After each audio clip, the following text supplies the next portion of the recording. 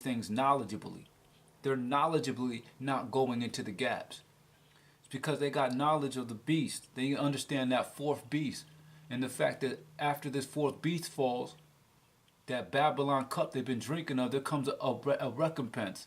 The Most High is going to render a recompense unto Babylon, and they don't want that. They don't want that fourth beast to fall because they're a part of it. They've been a part of the oppression of our people. So understanding that there's a price to pay for them, they ain't trying to see that that cup that they've drunken from fall. Their money is invested in Babylon. They're fruitful in this valley. They're fat. But I want to go here in verse number 9. It says, "And my hand shall be upon the prophets that see vanity and that divine lies. They shall not be in the assembly of my people. Neither shall they be written in the writing of the house of Israel. Neither shall they enter into the land of Israel. And you shall know that I am the Most High Power. Because they have seduced my people, speaking of the cause for his people to go astray. They have seduced my people, saying peace, and there was no peace. And one built up a wall, and lo, others daubed it with untempered mortar." So they have people believing that they're ready for the kingdom, and really there's no peace for them. When you're going into these crooked paths, there's not going to be peace for them. Telling you shalom, shalom, shalom, but really there's no peace. They saying peace, but there's no peace. They got war in their hearts for real, teaching you a slack law, making sure that you're not covered in the day of the battle. And one built up a wall, and lo, others daubed it with untempered mortar. They overlaid it with unstrengthened mortar, meaning they're supporting these things. So one built up the wall, and others are supporting them. Here in verse number 11, "Say unto them which daub it with untempered mortar that it shall fall. There shall be an overflowing shower, and ye, O great hailstones, shall fall, and a stormy wind shall rend it." Judgment. When judgment comes, these walls that they build up, these false doctrines are going to fall. Those people that are supporting these things, it says, "Saying to them which are supporting these things that it shall fall." All these IUIC supporters and supporters of falsehoods, these falsehoods are soon about to fall because they're not going into the gaps. Verse number 12, it says, "Lo, when the wall is fallen, shall it not be said unto you, where is the daubing wherewith ye have daubed it?" Thought you was supporting these things. Verse number 13, "Therefore thus saith the Most High Power, I will even rend it with a stormy wind in my fury, and there shall be an overflowing shower in mine anger, and great hailstones in my fury to consume it." Consumption. There's going to be a consumption. He's going to consume these things. Overflowing shower. Once again, this is judgment in mine anger. Verse 14, "So will I break down the wall that ye have daubed with untempered mortar, and bring it down to the ground, so that the foundation thereof shall be discovered, and it shall fall. And ye shall be consumed in the midst thereof, and ye shall know that I am the Most High." Okay, so the foundation be discovered. The foundation of these things is the fact that they're built up by these Dan tribe Negroes. That's the foundation of a lot of these falsehoods, is the fact that they're not of the elect of the people. So he's going to tear these things down, and the foundation is going to be discovered. Verse number 15, "Thus will I accomplish my wrath upon the wall, and upon them that have daubed it with untempered mortar, and will say unto you, the wall is no more, neither they that daubed it." So these things are going to be done away with, all of them. All of these falsehoods, as well as those that have been supporting these things. Because a lot of these Israelite camps and doctrines, they have a lot of people supporters. They have a lot of supporters in these things. IUIC, GOCC, all these camps got a lot of people following them and supporting them. But all these things are soon to fall. They're the ones with the most supporters. Here in verse number 16, it says, "To wit, the prophets of Israel, which prophesy concerning Jerusalem, and which see visions of peace for her, and there is no peace, saith the Most High Power." So they prophesy peace to a lot of our people, promising them the kingdom through their doctrines. But really there's no peace. This next verse goes also into the daughters of thy people, meaning also the women. As I make another reference back into the videos that I shared of Eric Bowman, it goes into the sororities of secret knowledge of these. In certain colleges, a lot of these women that have dominant positions in entertainment, also these women are part of sorority. Some of these false prophets that are women, these prophetesses, they have certain knowledge that are coming out the Dan tribe, misleading our people. But very many women also mislead our men. I notice the IUIC camp, they target women because they know that men follow these things. Men are going to follow where all the women are at. So they lure people in with women, just like the Jehovah's Witnesses. They'll send women to your house. That's the same thing as IUIC and certain other these camps. They're targeting women. Not just women. Women of the Dan tribe are following a lot of these things, misleading our people. Even on social media. Social media, a lot of these women are supporting wickedness, knowing that there is wickedness because they're not a part of the people. But this definitely goes also into women being a part of these things. I want to go here, verse number 22. It says, because with lies ye have made the heart of the righteous sad, whom I have not made sad, and strengthened the hands of the wicked. That's what they're doing by not building up that wall, not properly setting our people in order. They're strengthening the hands of the wicked. Knowing that you're not protected, we don't have a power, or if you are following a falsehood, you don't have the Most High as your strength. So they're strengthening the hands of the wicked by doing such. And it said that he should not return from his wicked way by promising him life. Therefore ye shall see no more vanity nor divine divinations, for I will deliver my people out of your hand, and ye shall know that I am the Most High. So he's definitely going to deliver his chosen people, a remnant, a residue of his people out of the hand of these falsehoods. So that's definitely going into the battle. So that's exactly what I've been doing in a lot of my videos, is turning the battle to the gate and telling our people that our righteousness has to exceed the righteousness of what they're teaching in a lot of these camps, because they're not going into the gaps. They're not having our people ready for that day. So I want to go back here in Isaiah 28, verse number 6. It says, and for a spirit of judgment to him that sitteth in judgment, and for strength to them that turn the battle to the gate. Verse number 7, it says, but they also have erred through wine, and through strong drink are out of the way. The priest and the prophet have erred through strong drink. They are swallowed up of wine.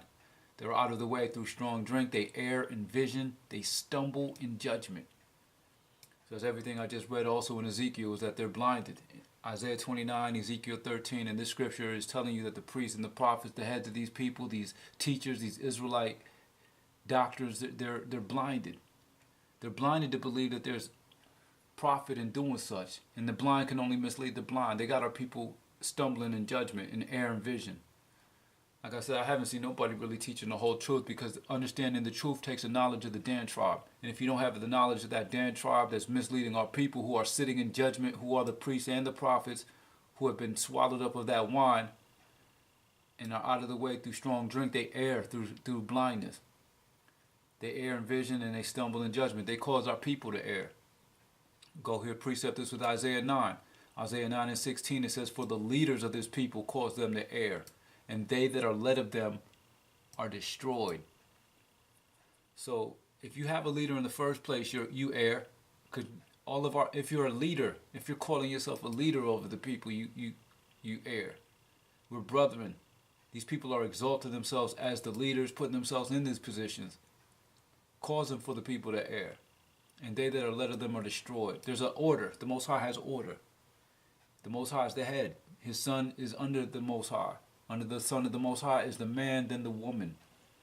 If there's somebody in a position between the son of the Most High and you, spiritual leader, camp leader, pastor, preacher, instead of our people giving knowledge, sharing information, sharing precepts, sharing the knowledge as your brethren, they're exalting themselves as leaders and putting themselves in certain positions above the people that are causing our people to err. As I said, we're all brethren. All of the 144,000 of Israel are brothers. There's not one written that is above the next. So if you're not sharing these precepts with your brethren to be as his brethren, to bring your brethren to the equivalent knowledge that you have, then you err, as well as the person that's led of you. It also says, cursed be the man that trusteth in man. You shouldn't be trusting in no leader, no guide. Put not thy trust in a guide. Put not thy trust in any brother. That's written. It's not written for nothing. These people are causing our people to err. You got to do the knowledge for yourself. Because these people are definitely misleading the people. And they're not even telling you that these Negro Indians are among us. They're trying to give you the sense that they're somewhere other than here in Babylon teaching. Verse number 8 of Isaiah 28. It says, for all tables are full of vomit and filthiness, so that there is no place clean. all tables, all teachings, all doctrines are full of vomit. In Psalms it speaks of, David speaks of, in my haste, I find all men are liars. Like I said, I haven't seen anyone teaching the whole truth and the real truth, because it has a lot to do with the Dan tribe, being the fact that they are judging Israel in the last days as one of the tribes of Israel. They're judging his people as one of the tribes. They're the heads of the people, just like the heads of the Black Boule secret society. They're the heads of the people. These are Negro Indians.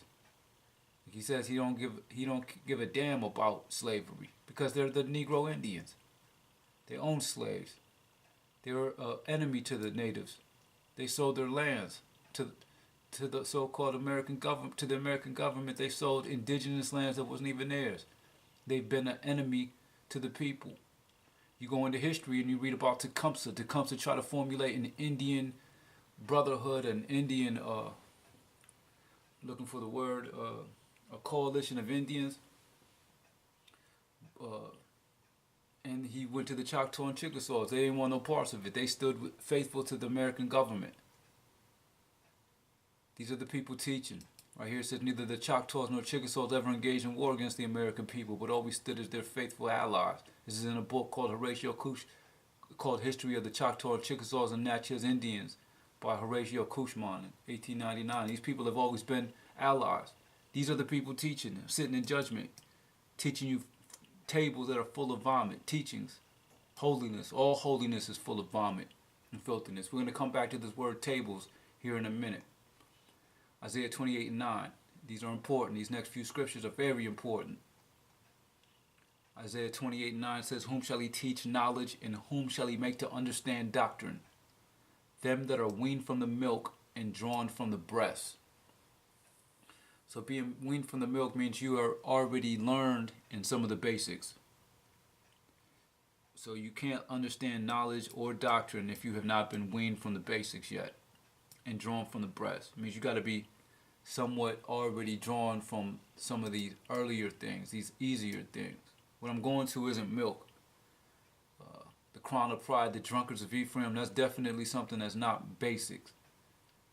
That's understanding doctrine and understanding certain knowledge, because I've already been weaned from the milk.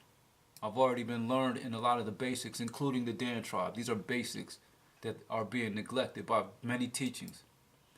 I want to precept that here in Hebrews 5:12. It says, for when for the time you ought to be teachers, you have need that one teach you again, which be the first principles of the oracles of the Most High, and are become such as have need of milk and not strong meat. So there's milk and strong meat. There's basics, and then there's harder, deeper things. But in this scripture is telling you that you have to, a lot of these teachers need to go back to the basics first, and then you can go into other things. Right here in verse 13 it says, for everyone that uses milk is unskillful in the word of righteousness, for he is a babe. But strong meat belongeth to them that are of full age, even those who by reason of use have their senses exercised to discern both good and evil. So just understanding the basics is not doctrine. It says, for everyone that useth milk is unskillful in the word of righteousness, for he is a babe. And at the time you ought to be teachers, you have one to teach you the milk again. Milk that brings you to a state of being just a child in understanding. That once you've already absorbed this milk, then you can understand knowledge and doctrine. Just knowing that you're the Israelites under the covenant is not knowledge and doctrine. That's milk. Many people have to go back to this milk, which I think eventually we'll hear soon, be it the will of the Most High. I'm going to go back to some of this milk for some of the new Israelites that's coming into the truth, because apparently a lot of my videos, I believe, have definitely been for those already weaned from some of the milk. Verse number 10. For precept must be upon precept. Precept must be upon precept. Precept upon precept, line upon line, line upon line, here a little and there a little. So this is definitely code-breaking scripture. This is what I call code breakers. These two scriptures. You can break down parables, break down deep sayings, going precept upon precept. This is how you get the understanding. Is you're weaned from the milk, And then you can go precept upon precept to understand knowledge and doctrine.